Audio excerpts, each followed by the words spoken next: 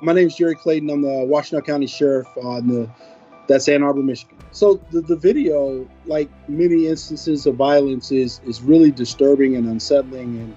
And as an African American that spent now over half a century on this planet, it just brings back all the trauma and fear and anxiety that we face day to day, because there's no guarantee that you won't run into the wrong person on the wrong day, and it may end your life. My name's Joe Wysocki. I'm chief of the Camden County Police Department here in Camden, New Jersey. It was horrific. I was waiting for someone to push the officer off. It is what I was waiting for, and I was listening to the people pleading with the officers to do something, and they were the ones that were reasonable.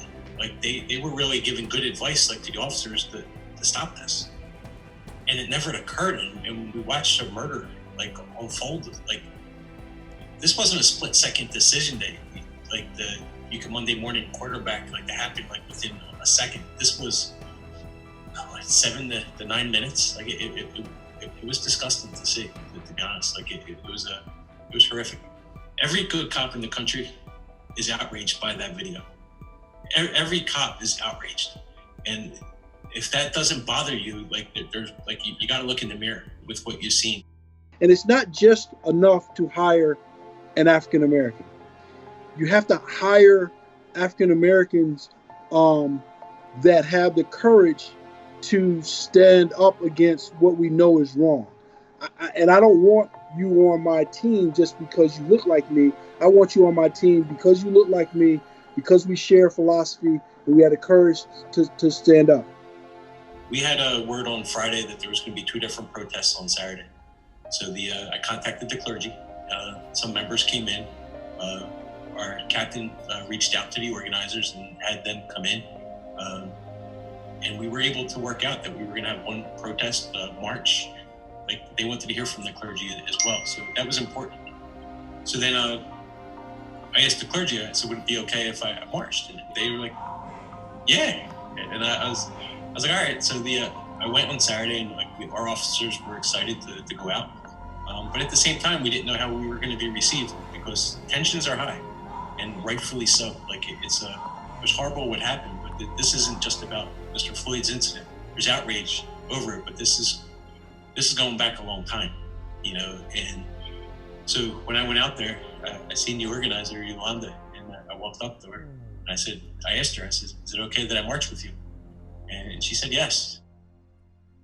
And I'm not scared to engage my people, both the people that look like me and the people in my organization, and say we're trying to do the best we can. I think the lesson for agencies are you have to step up and step out. Tell the public, look, we know you want a fast decision. We know you want immediate justice, and we want to get that for you. But justice is, let's gather all the factual information, present it to the right people so they can make the right decision.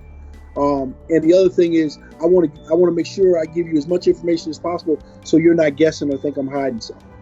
We developed a new policy, and we require more of our officers, where de-escalation is in the policy, the sanctity of life, and the big one in this case with George Floyd is the mandate to intervene. It's not an option if there was a video I seen last night of a cop had a knee on someone's neck, and the other cop grabbed his knee and moved it. That cop did what he was supposed to do. We're trying to heal. It was horrible what happened this week for Mr. Floyd, and I feel for his family. So we marched for him.